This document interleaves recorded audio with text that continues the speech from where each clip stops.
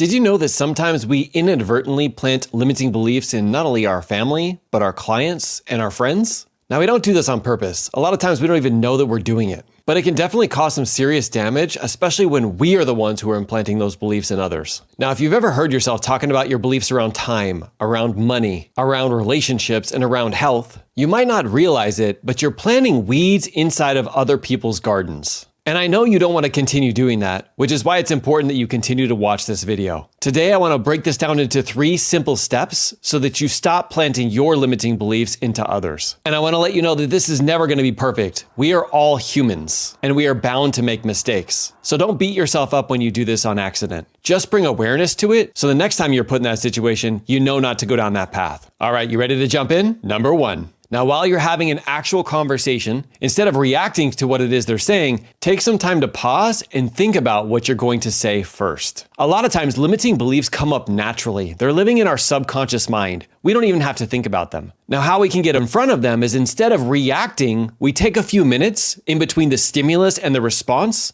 and we think about how we're going to properly respond. This makes sure that our subconscious mind is not running the show. In the coaching world, we call this staying out of the pool. It's not bringing in any of your past experiences or past traumas into the current situation. Which is why if you start to feel yourself going back towards your past, you need to pause for a second and think about it. Is this something related to my own beliefs? Maybe it's even a current struggle that I'm going through? If so, it's okay. You just want to eliminate that. And instead of reacting with those instant thoughts, get back into asking questions and getting to the root of the problem that they're dealing with. Don't bring in any of your past situations. Remember that when you're focused on your beliefs and the things from your past, you can't be focused on your client or your family. So instead, take the attention off of you and put it back on the other person. Now, I know this is easier said than done and it takes practice, but it's worth it. Before we dive into number 2, if you're enjoying this video, definitely hit the like button. So number 2 is watch your words. It's very similar to number 1, but with a little bit of a nuance here. If you find yourself telling people what they should have done, or what you would have done if you had gone through that same exact experience, you might be planting a belief